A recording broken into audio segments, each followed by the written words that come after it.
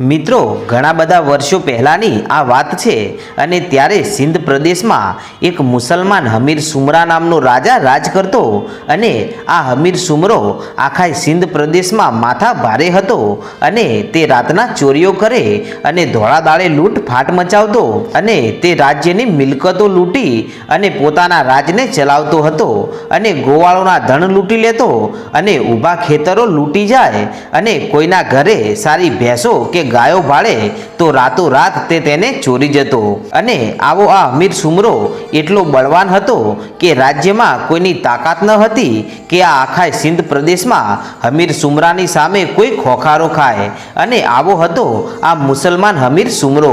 પણ મિત્રો એકવાર બન્યું એવું કે ગુજરાતના સૌરાષ્ટ્રમાંથી એક માતા વરુણી આ સિંધ પ્રદેશમાં આવે છે અને મિત્રો સિંધ પ્રદેશ એટલે એ સમયની વાત છે કે જ્યારે ભારત પાકિસ્તાનના ભાગલા નહોતા પડ્યા અને ત્યારે પાકિસ્તાનમાં સિંધ પ્રદેશ આવેલો હતો અને આ સૌરાષ્ટ્રમાંથી માતા વરુણી સિંધ પ્રદેશમાં આવ્યા અને નાનકડી 7 વર્ષની બાળકીનું રૂપ લીધું અને પછી એમ કહેવાય છે કે માતાજીએ સૌ પ્રથમવાર જ્યારે સિંધ પ્રદેશના સીમાડામાં પગ મૂક્યો ને કે ત્યાં એક 70 વર્ષના ડોશીમાં ત્યાં ઝૂંપડી બાંધી અને રહેતા હતા અને એમનું નામ હતું લાલબાઈ અને આ લાલબાઈ પાસે 100-150 જેટલી ગાયો હતી અને તેને રોજ સવારે આ સિંધના સીમાડે ચરાવતા અને આમ પોતાનું ગુજરાન કાઢતા હતા અને ત્યારે આ બાજુ વરુણીમાં 7 વર્ષની દીકરીના રૂપમાં ગાયો ચરાવતી એ લાલબાઈની પાસે આવ્યા અને જ્યારે સિંધમાં માતાજીએ પ્રથમ પગ મૂક્યો ને ત્યારે વરુણીમાં સિંધની સધી કહેવાણા અને આ લાલબાઈની પાસે જઈ અને માતા સધી બોલ્યા કે હે માડી તમે કોણ છો કે બેટા હું આ પ્રદેશમાં એકલી રહું છું અને મારી ગાયો અહીંયા ચરાવી અને મારું પેટ ભરું છું પણ બેટા આવા રણમાં તું કોણ છે અને એકલી ક્યાંથી કે માડી તમે મને સાચવશો અને શું માડી તમે મારી સંભાળ રાખશો કે પણ બેટા તું કોણ છે કે માડી હું માતા વરુણી છું અને જો તમે મને સાચવશો ને તો હું પણ તમારી ગાયોને સાચવીશ અને ત્યારે લાલબાઈ ડોશી સમજી ગયા કે આ તો સાક્ષાત માતાજી હોય એવું મને લાગે છે અને પછી લાલબાઈ કહે છે કે હા માડી હું મારાથી બને ને એમ તમને સાચવીશ અને ત્યારે એમ કહેવાય છે કે આ 7 વર્ષની દીકરીના રૂપમાં આવેલા માતાજી ત્યાં પડેલા એક લાલ પથ્થરમાં જઈને સમાઈ ગયા અને પછી લાલબાઈને કહ્યું કે હે લાલબાઈ મારી વરુણીનો આ પથ્થર છે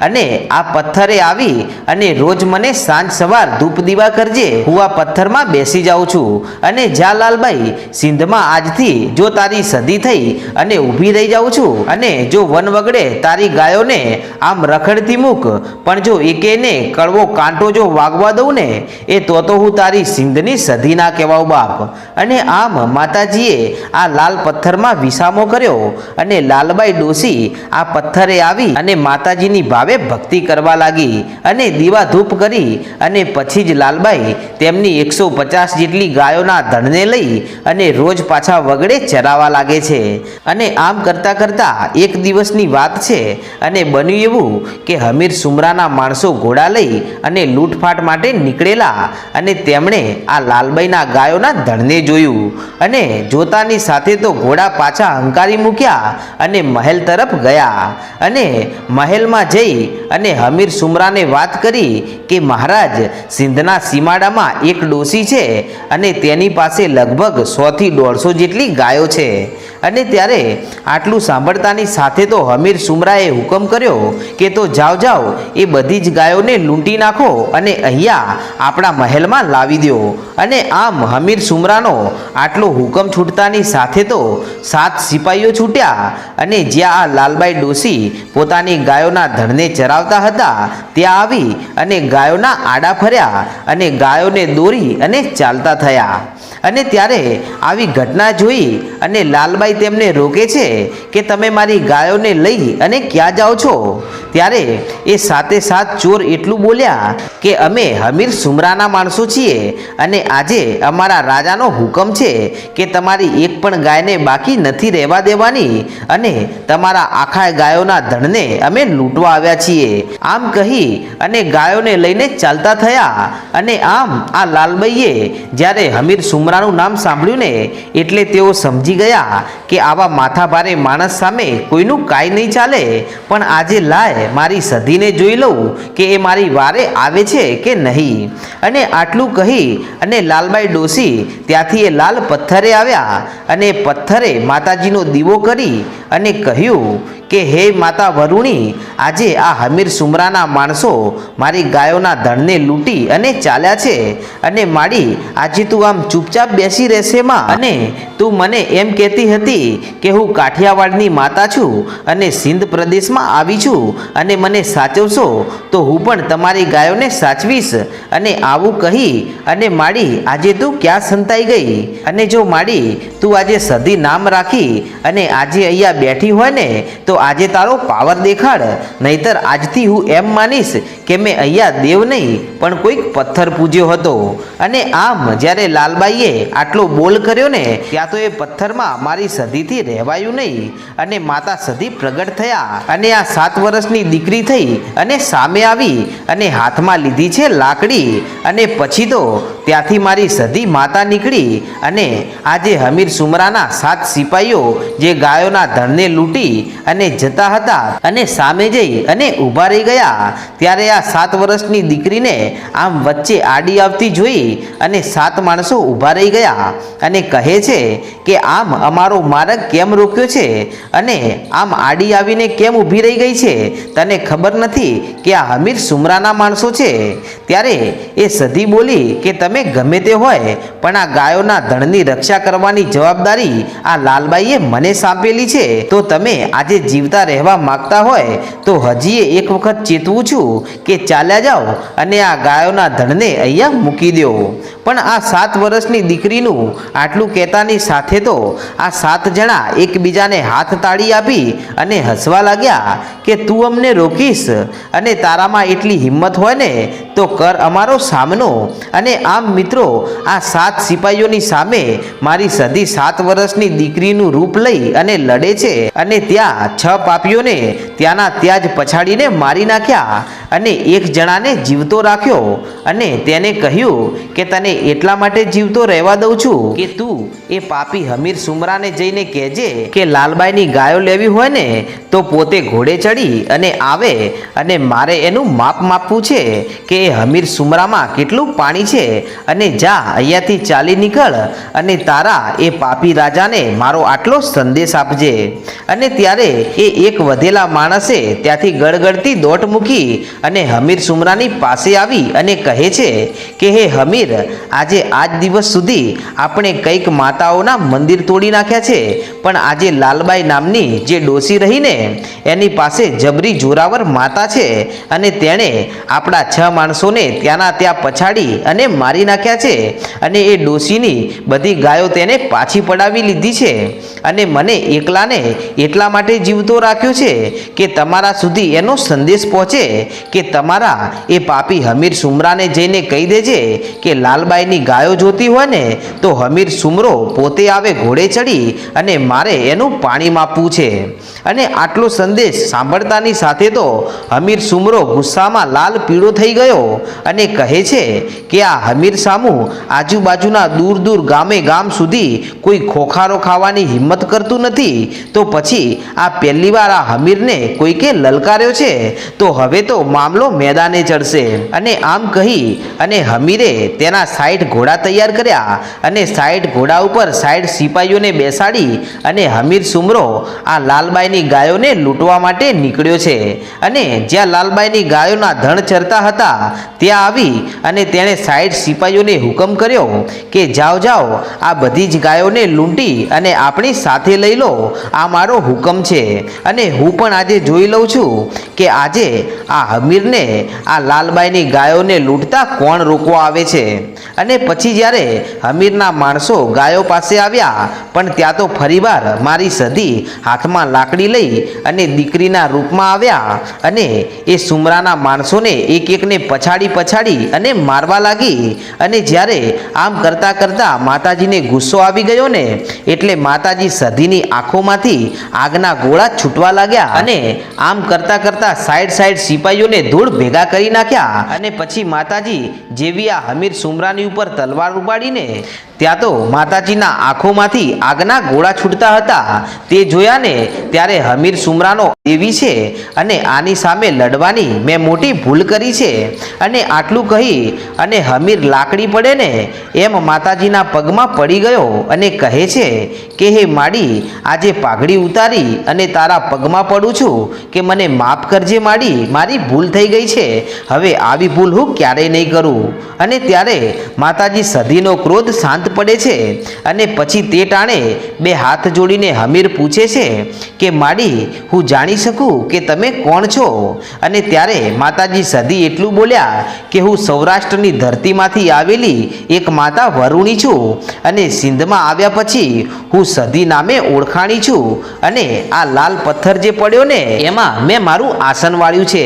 પણ ત્યારે હમીર કહે છે કે માડી, તું આ લાલ પથ્થરમાં ના બેસ, પણ માડી તું મારી સાથે ચાલ અને મારા મહેલમાં હું તારા અમર બેસણા કરીશ અને ત્યાં તને ઊંચું આસન આપીશ અને હું અને મારી કકુ અને મારો આખો પરિવાર તને પૂજીશું. પણ ત્યારે માતાજી સધી કહે છે કે હે હમીર, હું તારી સાથે આવીશ અને તારા મહેલના કાંગરે પૂજાઈશ, પણ જે દિવસે તું પાપમાં પગલાં માંડીશ અને પાપનો માર્ગ પકડીશ ને તે દિવસે હું સધી તારી પાસે નહીં રહું. અને આમ આવા વચને બંધાઈ અને માતાજી સધી હમીરની સાથે ચાલ્યા આવે છે. અને આમ હમીર સુમરો માતા સધીને લઈ અને પોતાના મહેલે આવે છે અને ગઢના કાંગરે માતાજીના બેસણા કર્યા અને રાત દિવસ બસ સધીના નામના રટણ કરવા લાગ્યો. અને આમ કરતાં કરતાં હમીરને મારી સધી પડદે વાતો કરવા લાગી. અને પછી તો હમીર માતા સધીનો ભૂવો બન્યો અને ગામડે ગામડે દિન દુખિયાના દુઃખો અને પીડા મટાડવા લાગ્યો. અને જેમના પણ ઘરે જઈ અને દુઃખ કે પીડા મટાડે તેના બદલા રૂપી અને મહેનતાણા રૂપી એક ભેંસ હમીર લેતો હતો. અને આમ કરતાં કરતાં આજે હમીરના ઘરે માતાજી સધીની કૃપાથી 150 જેટલી ભેંસો થઈ ગઈ છે. અને આ ભેંસોની રખેવાળી મારી સધી માતા પોતે કરે છે. અને ત્યાર પછી હમીર સુમરો સુધરી જાય છે. અને પછી તો હમીર અને તેની પત્ની કકુ બંને સધીમાની ભાવે ભક્તિ કરવા લાગ્યા. અને સધીમાએ હમીરને વચન આપ્યું હતું કે આ લૂંટફાટ અને અધર્મના માર્ગ ઉપર જે દિવસે તું ચાલશે ને એ દિવસે હું તારી સાથે નહીં રહું. અને આવી શરત રાખી અને હમીરના મહેલમાં માતાજી સધી આવે છે. અને હવે તો હમીર માતાજીનો ભૂવો બન્યો છે અને દીન દુખિયાના દુઃખ અને પીડાઓ મટાડવા એક ગામથી બીજા ગામ જવા લાગ્યો છે. અને જેના પણ ઘરે દુઃખ મટાડે તો એના મહેનતાણા રૂપી હમીર એક ભેંસ લેતો. અને આમ કરતાં કરતાં આજે 250 જેટલી ભેંસો હમીર અને કકુને થઈ ગઈ છે. અને હમીર પહેલાં તો લૂંટારો હતો પણ હવે તો નિરાતે મહેલમાં સૂઈ રહે છે. અને હમીરની 250 ભેંસોની રખેવાળી સાક્ષાત માતા સધી કરે છે. અને મિત્રો, એવા જ ટાણે ગુજરાતનું પાટણનું રજવાડું ખૂબ જ મોટું અને પ્રસિદ્ધ હતું, કારણ કે આ પાટણના રાજા સિદ્ધરાજ સોલંકી હતા. અને આ સિદ્ધરાજ સોલંકીની ચારે બાજુ ચર્ચાઓ અને વાહવાહ થતી હતી અને તેમની બહાદુરીના પુરાવા અનેક હતા. પણ મિત્રો, એવામાં તમે આ ગીત તો સાંભળ્યું જ હશે કે સંધના શેડ્યારે સધી પાટણ આવ્યા, પાટણ પીરોનો વાહો રેમાં. તો મિત્રો, એવા સમયમાં સિદ્ધરાજ સોલંકીની ભાભીએ સિદ્ધરાજ સોલંકીને મેણું માર્યું કે તમે આટલા બળવાન અને હિંમતવાળા હોય ને તો સિંધમાં હમીર સુમરો રાજ કરે છે ને એ હમીરની ભેંસો ચોરી લાવો તો તમને માનું કે તમે ખરા બહાદુર છો. અને મિત્રો, ત્યારે આ સિદ્ધરાજ સોલંકીથી આ મેણું સહન થયું નહીં, કેમ કે એક સાચા સુરવીરથી આવું મેણું ક્યારેય સહન ન થાય. એટલે એ જ દિવસે સિદ્ધરાજ સોલંકીએ મનમાં વિચારી લીધું અને પોતાનું સૈન્ય લઈ અને સિંધ તરફ ચાલી નીકળ્યા. અને ચાલતા ચાલતા રસ્તામાં સિદ્ધરાજ સોલંકીને તેમના એક પરમ એવા મિત્ર મળે છે. અને તેમને સિદ્ધરાજ સોલંકી આ બધી વાત કરે છે કે મારે સિંધ પ્રદેશમાં જવું છે અને સુમરાની ભેંસો લૂંટવી છે. ત્યારે તેઓ કહે છે કે હે સિદ્ધરાજ સોલંકી, તમે ગમે એટલી કોશિશ કરશો ને તો પણ સિંધના એ હમીર સુમરાની ભેંસો તમે નહીં લૂંટી શકો, કેમ કે ત્યાં તો સુમરાની ભેંસોની રખેવાળી અને આખા હિન્દ મલકની રખેવાળી સાક્ષાત જગદંબા માતા સધી કરે છે. અને આ સુમરો એક મુસલમાન છે, પણ તેઓ અને તેની પત્ની કકુ બંને માતાજીની ખૂબ જ પૂજા ભક્તિ કરે છે. અને માતા સધી પણ તેમને વેણે વાતો કરે છે. અને હવે તો તેઓ માતાજીના ભુવા બની ગયા છે. અને ત્યારે આટલું સાંભળતાની સાથે તો સિદ્ધરાજ સોલંકી સમજી ગયો કે દેવી સામે લડવું એ આપણા કાળા માથાના માનવીનું કામ નથી અને હવે તો આમાં કોઈક દેવી શક્તિ જ કૃપા કરી શકે, બાકી આમાં કાંઈ ના થાય. અને આમ વિચારી અને સિદ્ધરાજ સોલંકી ફરતો ફરતો વઢિયાળ પંથકમાં આવે છે અને વઢિયાળના વરાણા ગામે આઈ શ્રી ખોડિયાર માતાજીનો મઢ આવેલો છે. અને આમ ફરતો ફરતો સિદ્ધરાજ સોલંકી વઢિયાળ પંથકમાં આવે છે અને આ વઢિયાળના વરાણા ગામે આઈ શ્રી ખોડિયાર માનું મંદિર આવેલું છે. અને આ ખોડિયાર માના મઢે જઈ અને આરાધના કરવા લાગ્યો કે હે માં ખોડિયાર, આજે તારા શરણે આવ્યો, સાંભળજે તું સાદ અમારો, કરજે માં વેલેરી વારો, નહીં તો નહીં રહે મારો જીવવાનો વારો. અને આમ કહી અને સિદ્ધરાજ સોલંકી કહે છે કે હે માં ભગવતી ખોડિયાર, હવે તારા સિવાય કોઈ આરો નથી અને હવે તો તારે તોય તું અને મારે તોય તું. અને હે માં, આજે એક મેળાના ખાતર મારે સિંધમાં હમીર સુમરાની ભેંસો લૂંટવા જવું છે અને હે માં, મને મોતનો જરાય ડર નથી અને આ રણભૂમિમાં મોત આવી જાય ને એ તો ક્ષત્રિયોનું સ્વર્ગ સમાન છે. પણ માડી, એ સિંધ મલકની રખેવાળી તો જગદંબા માતા સાક્ષાત સધી કરે છે અને આ વાત જાણતો હોવા છતાં પણ માં, જો હું આ જગદંબા સામે જો મારું સૈન્ય લઈને યુદ્ધ કરું ને માં, તો માડી મારે તો બંને બાજુ કૂવો અને ખાઈ સમાન છે. હું જાઉં તો હવે જઉં ક્યાં? હે માં ખોડલ, આજે ખમકારો કરી અને મને કાંઈક માર્ગ બતાડ, નહીતર પાટણનો રાજા સિદ્ધરાજ સોલંકી તેના સૈન્ય સાથે અહીંયા તારા મંદિરે આત્મ બલિદાન આપી દેશે માં. અને હે માડી, આજે જો હું અને મારા સૈનિકો તારા શરણે જો અહીંયા બલિદાન આપીશું ને તો માડી તને પણ કાળું કલંક લાગશે. અને આટલું કહી અને સિદ્ધરાજ સોલંકીએ તલવાર ઉપાડી અને જય માં ખોડિયાર આટલું કહી અને પોતાનું માથું ઉતારવા ગયો ને ત્યાં તો ખમકારો કરી અને મારી આઈ ખોડિયાર હાજર થયા અને બોલ્યા કે ખમા ખમા બાપ સિદ્ધરાજ સોલંકી, ધીરજ રાખ અને આજે પૂરી શ્રદ્ધા અને વિશ્વાસથી મારા શરણે જો આવેલો હોય ને એને હું ખોડિયાર આમ કમોતે કોઈ દિવસ મરવા ના દઉં, નહીતર દુનિયામાં મારું નામ લાજે. અને હે સિદ્ધરાજ, તું અહીંયા બેસ અને મારા નામના જાપ કર અને હું હાલ જ સિંધ મલકમાં જાઉં છું અને એ હમીર સુમરાની ભેંસો લઈ અને પાછી આવું છું. પણ હે સિદ્ધરાજ, ભેંસો તો લાવું, પણ મારી એક શરત રહેશે. કે બોલો માડી? કે એ ભેંસો હું 3 દિવસ પૂરતી લાવીશ અને ત્રીજો દિવસ થાય ને ત્યારે તારે એ ભેંસો પાછી આપી દેવી પડશે. ત્યારે માતાજીની વાત સિદ્ધરાજે કબૂલ કરી કે ભલે માડી, મને મંજૂર છે. અને આટલી વાત કરી અને ખોડિયારમાં ત્યાંથી સિંધ મલકમાં આવ્યા અને એક વૃદ્ધ ચારણનું રૂપ લીધું અને હમીરની ભેંસો જ્યાં ચરતી હતી ત્યાં પહોંચે છે. અને આ હમીરની ભેંસોની રખેવાળી કરતી એ સધીમાને ખબર પડી ગઈ કે અરે રે, આ તો ખોડલમાં આવ્યા છે અને આજે મારી ભેંસો લઈ જશે. પણ આજે માતાજી ખોડિયાર આવ્યા છે તો મારે તેમને મળવા તો જવું જ પડશે.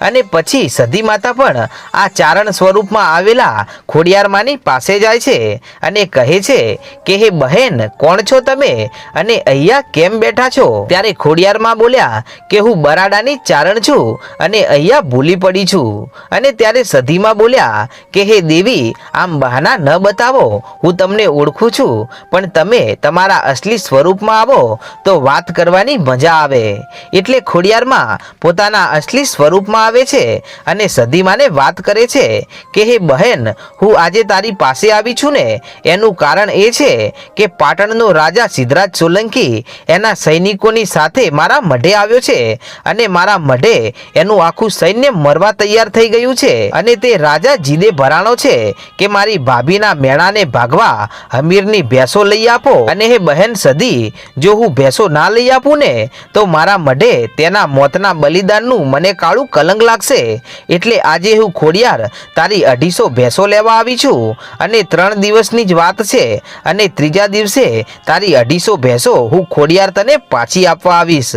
અને ત્યારે સધીમાં બોલ્યા કે હે ખોડિયાર, તમે આ 250 ભેંસોને લઈ જાશો ને તો હમીર અને કકુ મને મેણા મારશે તો હું શું કરીશ?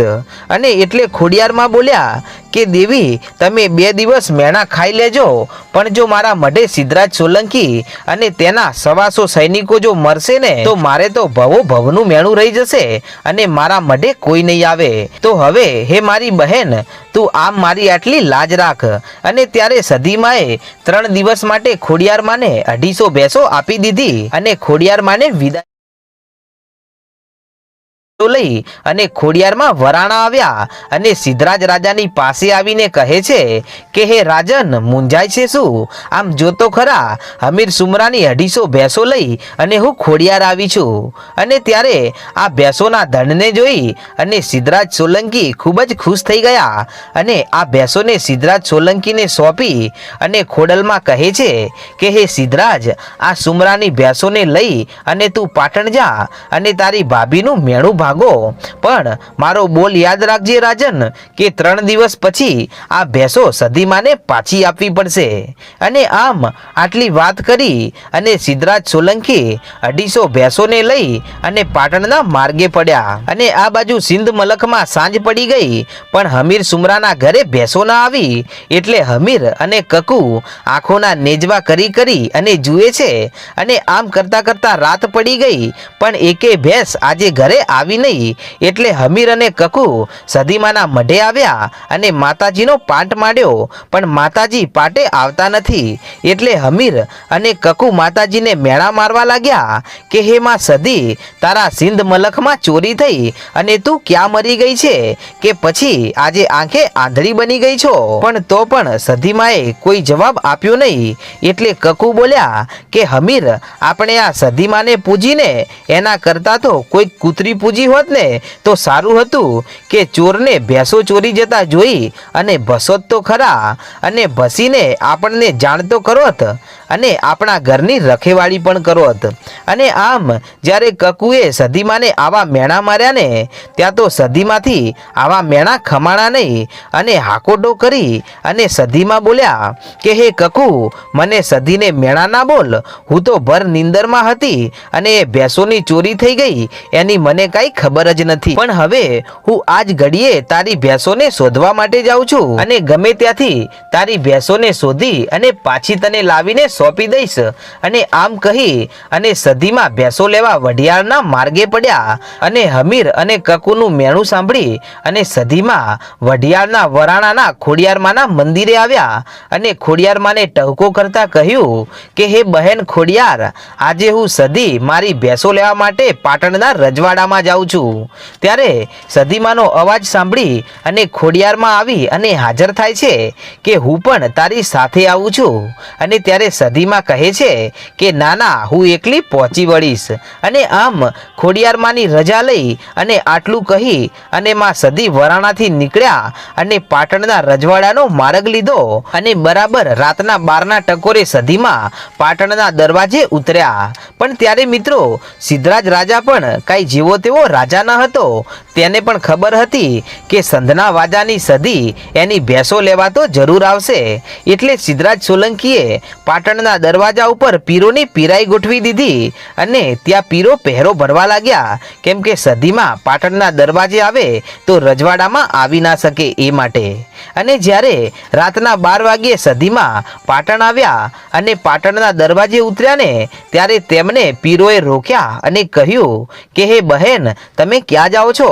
અને આ દરવાજા ઉપર અમારી ચોકી છે અને પાટણની અંદર અમે તમને નહીં જવા દઈએ. એટલે સધીમાં બોલ્યા કે હે પીરો, હું સિંધ મલકની માતા સધી છું અને તમારા મહારાજનું મેણું ભાગવા મેં મારા હમીરની 250 ભેંસો આપી હતી અને એ પણ 3 દિવસ માટે. તો હવે હું એ મારી ભેંસોને લેવા આવી છું અને મારી એ ભેંસોને લીધા વગર હું પાછી જવાની નથી. ત્યારે સધીમાનો આટલો બોલ સાંભળી અને પાટણના પીરો સમજી ગયા કે સધીમાં ભેંસો લીધા વગર તો જવાના નથી.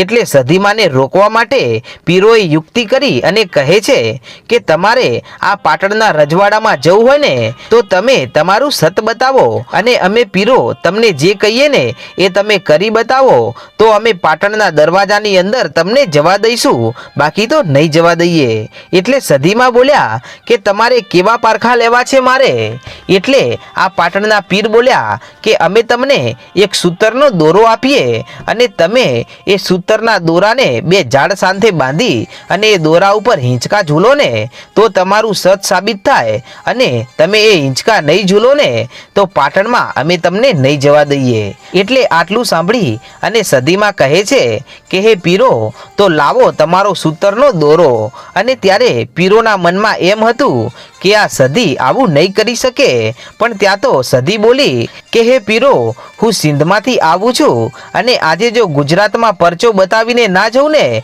એ તો મારા અવતારને ખોટ પડે બાપ. અને આમ સધીમાએ પીરો પાસેથી સૂતરનો દોરો લઈ અને બે ઝાડના થડે બાંધી અને સધીમાં હિંચકો ઝૂલવા લાગ્યા અને હિંચકો એવો ઝૂલાવ્યો કે માતાજી ઠેઠ આકાશમાં ઊંચે ઊંચે ઉડવા લાગ્યા. અને ત્યારે આ દ્રશ્ય જોઈ અને પીરોના પણ ડોળા ફાટી ગયા. પણ ત્યાં તો હિંચકા ખાતી ખાતી મારી સિંધ મલખની સધી બોલી કે હે પીરો, આજે તમારા પાટણમાં જેટલા પણ પીરો હોય ને એટલા પીરોની પીરાઈ મૂકો અને આજે જો બધા પીરોને કૂદી અને જો પાટણમાં ના ઉતરું ને એ તો હું 12 ભવનની બારવટી સધી ના કહેવાઉં બાપ. અને આટલું કહી અને સધીએ એક કૂદકો માર્યો ને ત્યાં તો સધીમાં પાટણની રાણકી વાવે આવીને ઉતર્યા અને બીજો કૂદકો માર્યો ને ત્યાં તો સિદ્ધરાજના રજવાડાના મહેલમાં જઈને ઉતર્યા. અને આમ સધીમાં પાટણના પીરોને પછાડી અને સિદ્ધરાજના મહેલમાં આવ્યા અને પછી પહોંચ્યા રાણીવાસમાં. અને રાણીવાસમાં પહોંચતાની સાથે જ સિદ્ધરાજ સોલંકીની બધી રાણીઓ અને તેની દાસીઓ ધૂણવા લાગી અને ધૂણતી બહાર આવી અને બહાર આવતાની સાથે તો મહેલમાં હાહાકાર મચી ગયો. અને ત્યારે બધા કામદારો અને સિદ્ધરાજ સોલંકી આવીને જુએ છે તો રાણીઓ અને દાસીઓ ધૂણી રહી છે. એટલે સિદ્ધરાજ આવીને પૂછે છે કે તમે કોણ ધૂણો છો? ત્યારે સધીમાં બોલ્યા કે કેમ સિદ્ધરાજ ભૂલી ગયો, આજે હું સિંધ મલખની માતા સધી મારા હમીરની ભેંસો લેવા પાછી આવી છું. ત્યારે સિદ્ધરાજ સોલંકી સમય પારખી ગયો અને માતાજીને ઓળખી ગયા અને માતાજીના ચરણે પડી ગયા અને બે હાથ જોડીને કહે છે કે હે માડી, હું તમને તમારી 250 ભેંસો આપવા તૈયાર છું, પણ હે માં સધી, તમે આ ભક્તની એક ઈચ્છા પૂરી કરો માડી. કે બોલ સિદ્ધરાજ કે માડી, તમે મારી મોઘેરી ગુજરાતના આ પાટણવાડામાં પધારો અને હું સિદ્ધરાજ તમને મારા પાટણમાં બેસાડવા માંગુ છું. અને ત્યારે માં સધી બોલ્યા કે સિદ્ધરાજ, પહેલા મને સિંધ મલખમાં જવા દે અને ત્યાં હું મારા હમીરને આ મારી 250 ભેંસો આપી દઉં અને એણે મને મેણા મારેલા એ મેણાને ભાગી અને હું પાછી પાટણમાં આવું છું. અને આટલું કહી અને સધીમાં પાટણમાંથી હમીરની ભેંસો લઈ અને સિંધ મલખનો માર્ગ લીધો અને આમ કરતા કરતા સિંધમાં આવ્યા અને 250 ભેંસો હમીરને પાછી સોંપી અને કહ્યું કે હે હમીર, તારું અને કકુનું મેણું મને ખૂબ લાગી આવ્યું છે અને એ વાતનું મને ખૂબ દુઃખ છે. એટલે આજથી હું સિંધ મલખ મૂકી અને સિદ્ધરાજ સોલંકીના રજવાડા પાટણમાં જાઉં છું. અને આમ હમીરથી રીસાઈ અને સધીમાં પાછા ગુજરાતના પાટણમાં આવ્યા અને પાટણમાં રાજા સિદ્ધરાજ સોલંકી નિંદ્રામાં આધીન બનેલા હતા. ત્યારે સિદ્ધરાજ સોલંકીના સપને જઈ અને મારી સધીએ ટહુકો કર્યો કે હે સિદ્ધરાજ, જાગો છો કે પછી સૂતેલા છો? કે હા માડી બોલો. કે સાંભળ સિદ્ધરાજ, સવારે વહેલા વાગતા ઢોલે મને પાટણની રાણકી વાવે બેસાડજે. અને હે સિદ્ધરાજ, જો તું મને એકવાર આ રાણકી વાવે બેસાડ અને જો તારું નામ જગતના ચોપડે જો સોના રૂપાના આંકડે ના પાડી દઉં ને એ તો મને સંધના વાજાની સધીને ઓળખે કોણ. અને આમ સિંધમાંથી રીસાઈ અને માતાજી સધી પાટણમાં આવ્યા. અને એક વાતનો મિત્રો હું તમને ઉલ્લેખ કરવા માંગુ છું કે આ લોકવાયકા મુજબ માતાજી સધી રાણકી વાવમાં આવવાનું કહ્યું છે, પણ હાલમાં હેમચંદ્રાચાર્ય યુનિવર્સિટીની બરાબર સામે સિંધવાઈ સધી માતાનું મંદિર આવેલું છે. ત્યાં વાવમાં પણ માતાજી સધીમાં બિરાજમાન છે. તો મિત્રો, માતાજી રાણકી વાવમાં આવીને બેઠા કે આ વાવમાં આવીને બેઠા એ વાતની કોઈ પાક્કી ખાતરી નથી. તે હું તમારા દ્રષ્ટિકોણ ઉપર છોડું છું. અને મિત્રો, આ સધી માતાનું મંદિર પાટણના 3 દરવાજે પણ આવેલું છે. અને આટલું સધીનું કહેવાની સાથે તો સિદ્ધરાજે હવન કરી અને માતાજીને પ્રસન્ન કર્યા અને 3200 ધૂપ ચડાવી અને માતાજીની સ્થાપના કરી અને માતાજીનો અખંડ દીવો શરૂ કર્યો. અને આમ સધી માતાજી પાટણની રાણકી વાવે બેઠા એટલે સોજા ગામના વીરભણ રાવળને ખબર પડી કે સધી માતા સિંધમાંથી રિસાઈ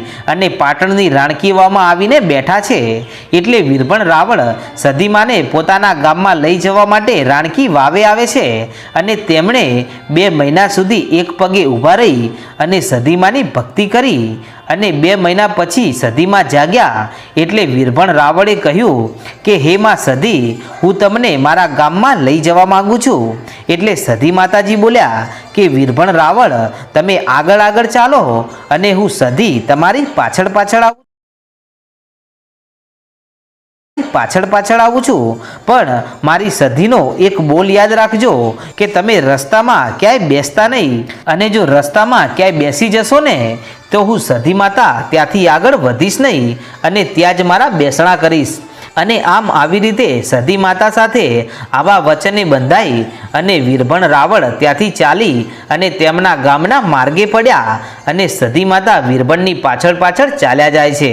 અને આમ કરતાં કરતાં કડા ગામ આવ્યું ત્યારે ચાલતા ચાલતા આવેલા વીરભણ રાવળે વિચાર કર્યો કે અહીંયા એકાદ ચલમ પી અને થોડોક થાક ખાઈ અને પછી આગળ વધું. અને આમ વીરભણ રાવળે એક સૂકા રાણના થડના નીચે ભૂલથી બેસી ગયા અને ત્યાં જ થાકના કારણે સૂઈ ગયા. પણ ત્યાં તો આકાશમાંથી આકાશવાણી થઈ કે હે વીરભણ, હવે હું અહીંયાથી આગળ ગામમાં નહીં આવું. અને ત્યારે વીરભણ રાવળ કહે છે કે પણ માડી કેમ? કે વીરભણ, યાદ કર મારા બોલને કે મેં તને કહ્યું હતું કે વીરભણ તું આગળ આગળ ચાલ અને હું સધી તારી પાછળ આવું છું, પણ તું રસ્તામાં ક્યાંય બેસતો નહીં અને તું જ્યાં બેસીશ ને ત્યાં હું સધી રોકાઈ જઈશ.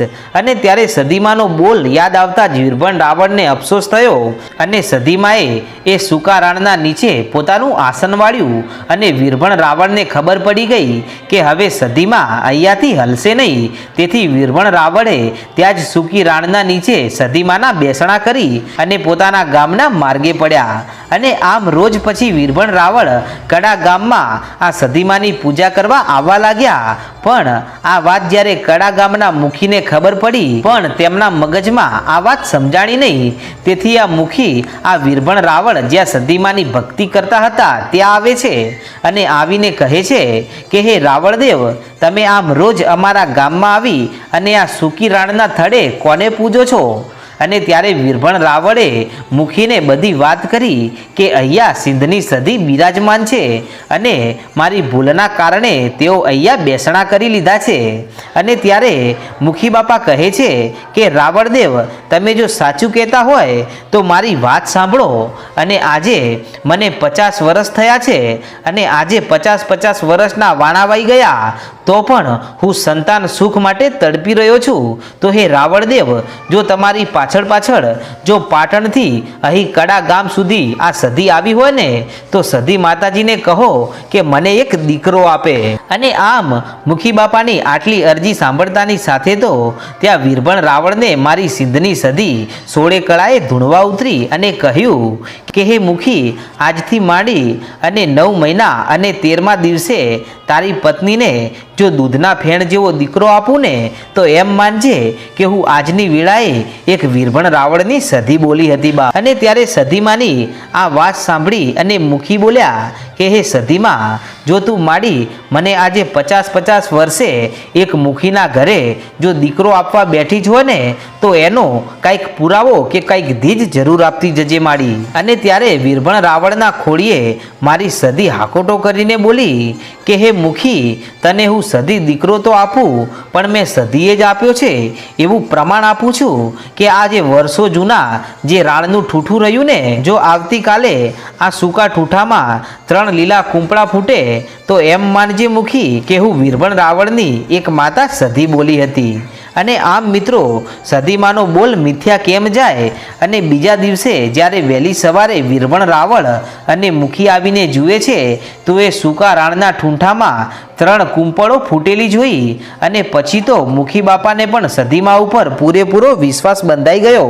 અને પછી તો સધીમાએ પોતાના કયા પ્રમાણે કડાના મુખીને દીકરો આપી અને કડાના પંથકમાં જ નહીં પરંતુ દુનિયામાં ડંકો વગાડ્યો. તો મિત્રો, આમ સધી માતાજી સિંધ પ્રદેશમાંથી ગુજરાતની પાટણની રાણકી વાવે આવ્યા અને રાણકી વાવેથી કડા ગામમાં આવ્યા અને ત્યાંથી આવી અને તેમણે હજારો પરચા પૂર્યા અને આમ પરચાપુરી અને માતા સધી આખા ગુજરાતમાં પ્રખ્યાત થયા। તો મિત્રો, આવા નવા અને જૂના ઇતિહાસો રોજે રોજ સાંભળવા માટે આપણી ચેનલ